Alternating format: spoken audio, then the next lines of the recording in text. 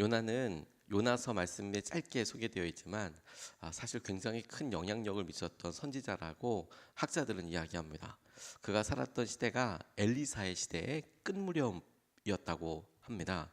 엘리사가 하나님의 영광과 하나님께서 하실 일들을 기적으로 기사화이적으로 강력하게 드러내고 있을 그 끝 무렵에 살았었고, 또 요나와 같은 시대에 살았던 사람으로서는 호세아, 아모스 선지자가 있어서 북쪽에서 또 남쪽에서 하나님께서 하실 놀라운 말씀들을 막 이렇게 선포하는 그런 선지자들이 활동하던 그 시기에 요나도 있었습니다. 우리가 주전 기원전 722년경에 북이스라엘이 멸망하게 되었는데, 그때 이 북이스라엘을 멸망시켰던 민족이 아시리아 혹은 아수르라고 부르는 민족입니다.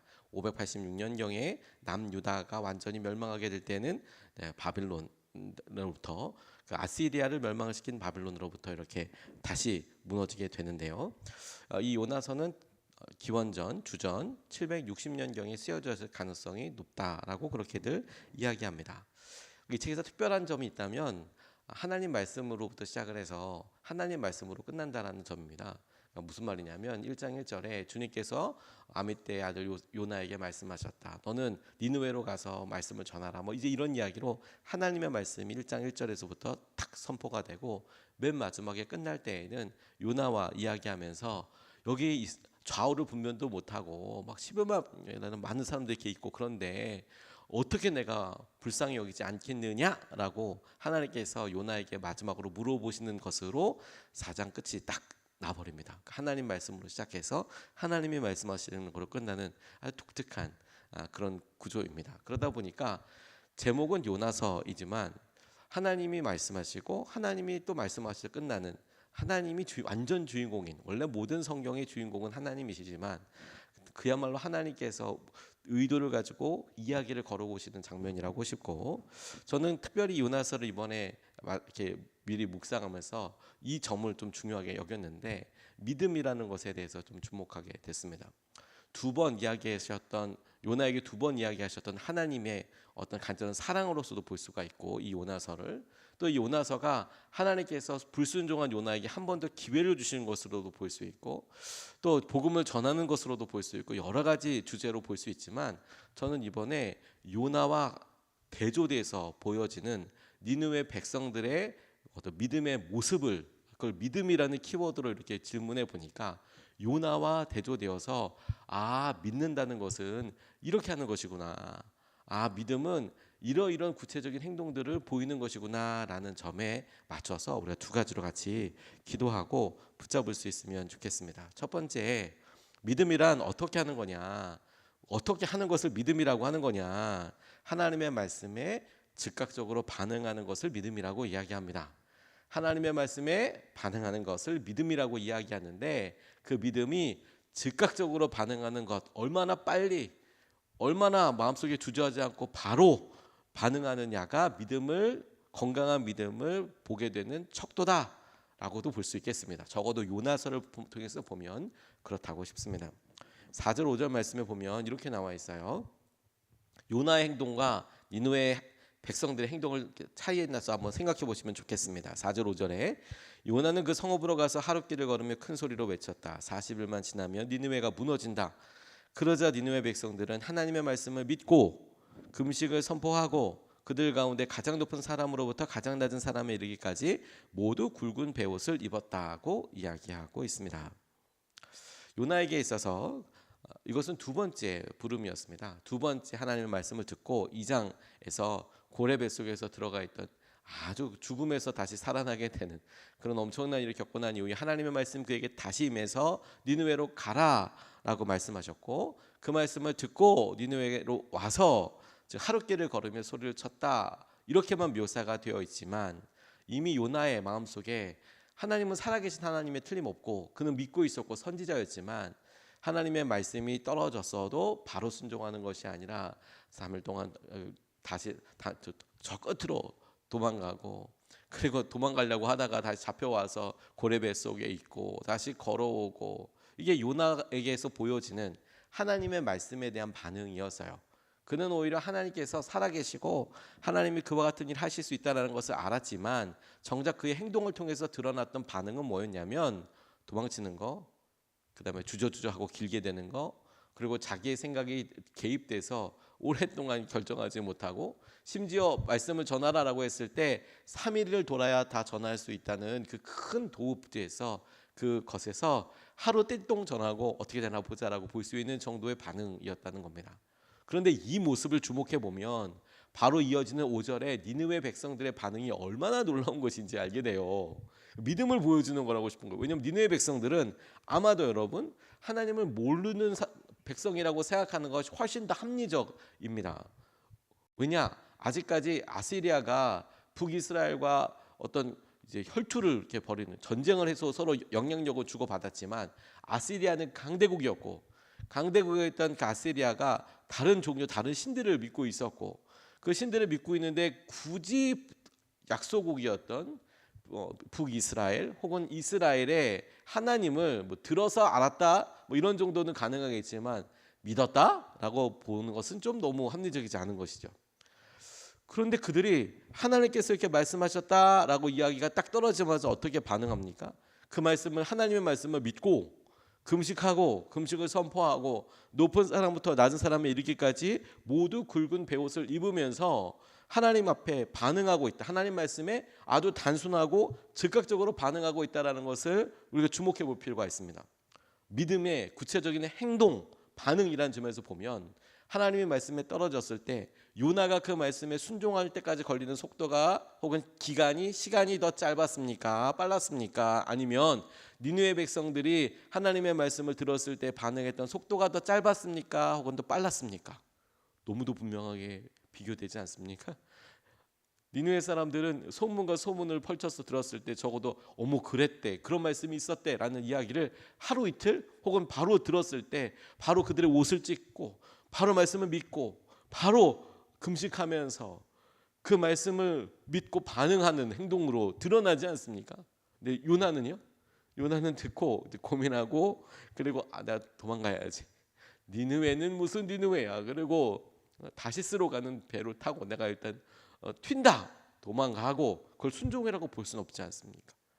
말씀을 듣고 반응은 했지만 그걸 순종이라고 보기엔 애매하고 그리고 그렇게 끌려와서 2번 말씀하셔서 오고 있는 이 모습은 이 요나서에서 공교롭게도 하나님의 말씀에 떨어졌을 때 어떻게 행동하는 것이 믿음이냐 어떻게 믿음이 작동하느냐를 우리에게 너무 이렇게 확 대주해서 보여주는 장면이라고 싶어요.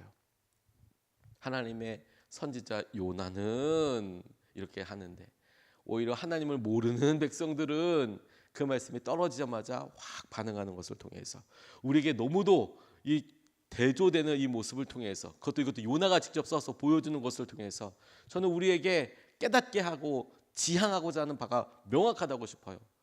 믿음이 무엇이냐? 하나님의 말씀에 즉각 반응하는 것이다. 오늘 우리가 하나님을 믿습니다라고 이야기할 때 그것은 다른 어떤 것을 위해서 나아가는 것도 의미 있겠지만 하나님 말씀이 내게 떨어졌을 때 하나님이 말씀하신다고 생각하는 바로 그 일에 내가 주저하지 않고 뒤로 물르지 않고 아멘 하고 반응하는 것입니다. 그게 믿음입니다. 2번째로 이 요나서에서 발견되는 믿음의 모습, 믿음이라면 이렇게 하는 것이다 라고 이야기할 때 그 믿음의 핵심 중심은 무엇이냐면 하나님의 주권적인 은혜에 의지하는 것이 믿음입니다. 하나님의 주권적인 은혜에 의지한다, 기댄다라는 말이 무슨 표현이냐면 하나님이 은혜를 베푸시는 분이야. 하나님께서 은혜를 베푸셔. 근데 그것은 주권적인 은혜야. 주권적이란 말은 무슨 말이냐면 하나님은 은혜를 베푸실 수도 있고 안 베푸실 수도 있지만 하나님은 주권적으로 하나님께서 우리에게 그렇게 은혜를 내리시는 분이셔. 그래서 하나님이 은혜를 내리시는 분이기 때문에 내가 하나님을 의지해야 해. 그 간절함을 믿음이라고 이야기합니다. 6절에서부터 9절까지 설명을 다시 요나와 니느웨의 마음의 감정을 맞춰서 한번 이렇게 읽어보면 좋겠다고 싶어요. 6절부터 9절까지 말씀입니다.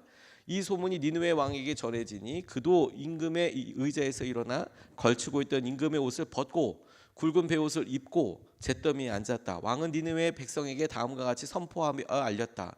왕이 대신들과 더불어 내린 칙명을 따라서 사람이든 짐승이든 소떼든 양떼든 입에 아무것도 대서는 안 된다. 무엇을 먹어도 안 되고 물을 마셔도 안 된다. 사람이든 짐승이든 모두 굵은 배 옷만을 걸치고 하나님께 힘껏 부르짖어라. 저마다 자기가 가던 나쁜 길에서 돌이키고 힘이 있다고 휘두르던 폭력을 그쳐라. 9절 말씀 우리 한번 같이 읽어보겠습니다. 9절 말씀 시작. 하나님께서 마음을 돌리고 노여움을 푸실지 누가 아느냐. 그러면 우리가 멸망하지 않을 수도 있다. 하나님께서 마음을 돌리고 노여움을 푸실지 누가 아느냐. 그러면 우리가 멸망하지 않을 수도 있다라고 이야기하고 있습니다. 그러니까 그런 같은 행동을 하는데 이렇게 하면 하나님께서 우리를 용서해 주실 거야라는 믿음이 니느웨에 사람들이 백성들에게 있지는 않았어요. 그래서 이렇게 표현하는 거예요. 그렇다면 혹시 이렇게까지 하는데 그렇다면 혹시 마음을 돌이키셔서 노여움을 푸실 수도 있지 않을까? 우리에게 그런 노여움이 크시다고 하시는데 우리가 이렇게까지 하면 혹시라도 하나님께서 그 결정하신 벌을 내리지 않으실지 않을까라고 반응하고 있는 장면입니다. 하나님께서 마음을 돌이키시고 노여움을 푸실 것, 혹시 있을 일에 대해서 하나님께 기도하는 것, 그게 믿음이에요. 하나님이 하실 수 있어요. 하나님 혹시라도 일을 하실 수 있죠. 그런 말이 떨어졌을 때 외부에서 뭐가 와? 실제로 나누게 나훔이라는 것을 보면 이제 물이라는 그 키워드로 니느웨 성이 확 이제 피해를 엄청나게 막 하게 되는 그런 이제 예언이 나훔이라는 선지자를 통해서 나중에 또 한번 나오게 되는데, 그런데 이 반응이 뭐냐면 하나님께서 혹시라도 우리를 좀 살려주시지 않을까? 저는 이것이 그렇게 하지 않으실지라도 하나는 믿음과 맞닿아 있다고 생각하게 돼서요. 다니엘서에서 나오는 그렇게 하지 않으시도 혹시 하나님께서 이렇게까지 하면 하나님의 뜻이 우리를 멸망시키는 것, 우리 죄에 대해서 멸망시키는 것이라고 하던데 우리가 이렇게 하나님의 말씀대로 반응하고 하나님 앞에 나아가면 혹시라도 하나님께서 은혜를 베풀어 주시지 않을까? 이 문제를 해결하실 수 있는 분은 하나님이고 하나님의 은혜, 하나님이 일방적으로 베풀어 주시는 주권적인 은혜가 하나님께 있는데 그 은혜를 우리가 어떻게든 누릴 수 있지 않을까라고 이야기하는 이 간절함이 믿음이라니까요. 우리는 어려움과 아픔 가운데 있을 때 만나게 되면 다른 의견을 찾거나 다른 의지할 바를 찾거나 이 일을 해결할 수 있는 건 뭐지? 머리로는 하나님, 요나처럼 알아요. 여기서 여러분 아이러니한 건 뭐냐면 하나님의 주권을 인정하는 면에서 하나님이 하실 수 있는데 혹시라도 이런 모습을 통해서 하실 수 있다면 그걸 의지하는 것을 지금 이제 은혜, 이 니느웨 백성들의 모습의 특징이라고 이야기했잖아요. 근데 요나도 이유를 알았어요. 요나도 똑같이 생각했어요. 나중에 요나가 4장에서 하나님과 대화하는 장면에 보면 하나님은 은혜로우신 분이셔서 혹시라도 이렇게 회개하고 그러면 내가 이렇게 이렇게 벌이 아님할 줄 알았어요, 하나님. 그래서 그거 따지려고 박농골 밑에 앉아가지고 니느웨 어떻게 되나 이거 보고 있었거든요. 요나도 머리는 알고 있었어요. 하나님은 은혜로우신 하나님이고 회개하면 돌이키신다는 것도 알고 있었고 요나도 그렇게 생각했거든요. 몰랐던 게 아니에요. 근데 뭐가 차이인지 아세요? 그의 마음속에는 자기 문제도 아니고 간절함이 전혀 없었어요. 하나님은 은혜가 있으신 분이고 회개하면 돌이키는 분이라는 사실에 대해서 요나는 어느 누구보다도 잘 알고 있었어요. 하지만 똑같이 그런 말씀이 선포되었을 때 요나가 보였던 행동은 뭐냐면 그런 간절함이 없었지만 니느웨 사람들은 그 말을 듣자마자 하나님께 혹시라도 우리가 이렇게 회개하고 나가면 노여움을 푸시고 우리를 향한 계획하신 그 계획을 돌이키시지 않겠냐. 하나님의 은혜에 우리가 좀 기대보자. 하나님의 주권적인 은혜에 기대보자. 그래서 그들이 보였던 행동들 전부 다는 이 간절함이 얼마나 큰지에 대해서 보여주는 부분이라고 싶어요. 금식을 해야 되냐 말아야 되냐 이런 부분보다도 그들의 간절함이 얼마나 절실했냐 간절했냐라는 것을 우리에게 보여주시는 거죠. 그리고 여러분 이 하나님의 주권적인 은혜를 안다면 오늘 요나의 모습에서 우리가 발견되는 모습이 뭐냐면 그것이 자기에게만 생각해. 하나님께서 주권적이라고 하나님이 그렇게 하실 수도 있고 안 하실 수 있는 결정권을 가지고 계신 분인데 그 결정권을 계신 하나님께서 은혜를 베풀어 주시고 베풀지 않으실 수도 있지만 하나님 우리에게 좀 나에게 좀 베풀어 주십시오라고 이야기하니 간절함에 대해서 생각해 볼 때 요나의 이중적인 잣대가 보이는데 그게 뭐냐면 그가 고래 안에 있을 때에는 이렇게 기도 안 했어요. 자기에게 대해 세당됐을 때는 살려주시면 하나님의 성전에서 예배하겠다고 막 이렇게 감사하러 예배하겠다고 막 이렇게 얘기해요. 2장에 보면 요나가 그렇게 얘기하는데 근데 지금 3장 4장으로 넘어가면서 어떻게 그의 판도가 바뀌냐면 이게 자기에게 해당되는 것 근데 그때는 간절하게 기도하는데 이 니느웨 사람들 다른 사람들에게 하실 수 있는 것에 대해서는 불편한 거예요. 나한테는 은혜인데 다른 사람이 그런 은혜를 받으면 불편한 거예요. 나한테는 은혜이고 너무 간절한 기쁨인데 그게 내가 미워하는 사람, 내가 싫어하는 사람, 요나에게 있어서는 니느웨와 같이 나를 정말 핍박하고 힘들어하는 사람이 그런 은혜를 받는다는 것이 내가 싫은 거예요. 근데 그럴 수도 있지 감정이라고 이야기하지만 그래서 드러나가 반사적으로 보이는 게 뭐냐면 하나님이 아까 주권적인 하나님은 이 은혜를 베푸실 수도 있고 안 베푸실 수도 있는 그런 절대적인 권리와 권한을 갖고 계신 분이잖아요. 근데 이게 딱 이렇게 되면 이렇게 보일 수 있는 거예요. 하나님 나한테는 괜찮아요. 혹은 내가 원하는 사람은 괜찮아요. 하지만 저 사람은 안 돼요. 하지만 이렇게는 안 돼요. 라고 있는 것이 은혜를 베풀 수 있는 것이 요나는 관련도 없고 능력도 없고 그렇게 할 수 있는 것도 없지만 어느 순간에 요나가 보고 있는 것은 뭐냐면 마치 자기가 이것을 허락 혹은 동의를 해줘야 되는 사람인 것처럼 요나의 모습과 위치가 삐딱하게 앉아있는 거예요. 니느웨는 안 돼요. 하나님 니느웨는 안 돼요. 그 모습이 보여주시는 절대적으로 딱 대립되는 게 뭐냐면 주권적인 하나님의 은혜라면서요. 근데 요나가 뭔데 그 주권적인 은혜에 대해서 평가를 하고 그거에 대해서 뭐 가타부타 옳다 싫다 이렇게 얘기할 수 있냐는 거예요. 그 마음 자체로 발견되는 것이 우리에게 굉장한 어떤 깨달음을 준다라고 싶어요. 내가 은혜의 수혜자고 은혜의 대상자면 그건 은혜고 다른 사람이 은혜의 수혜자고 대상자면 그건 생각해 볼 거리고가 아니라 하나님은 주권적인 은혜를 주권적으로 은혜가 있으셔서 은혜 하나님이신데 그것을 주권적으로 주님께서 강력한 당신의 사랑과 약속을 시작해서 거기서 기인해서 하나님의 뜻을 이루어 가시죠. 그리고 그것을 보고 간절한 마음으로 그것을 의지하는 것이죠. 요나는 두 번째 기회를 받아도 괜찮고 좋지만 자신이 죽을 죄라고 생각하지 않았던 것 같아요. 그래서 니느웨에게 두 번째 기회가 똑같이 주어져도 그게 싫은 거예요. 자기한테는 기쁨이고 회개고 은혜지만 자기의 적국인 니느웨 사람들은 그러면 불편해. 이 마음이 드러내고 보여주는 모습이 하나님이 우리에게 믿음이라는 것을 찾으실 때 무엇을 믿음이라고 할 것이냐 너무도 분명하지 않겠습니까? 지금 이렇게 불평하고 있는 요나의 모습이 믿음이라고 보시겠습니까? 아니면 하나님 우리에게 혹시라도 노여움을 푸셔서 하나님 은혜를 베풀어 주십시오. 돌이켜 주십시오.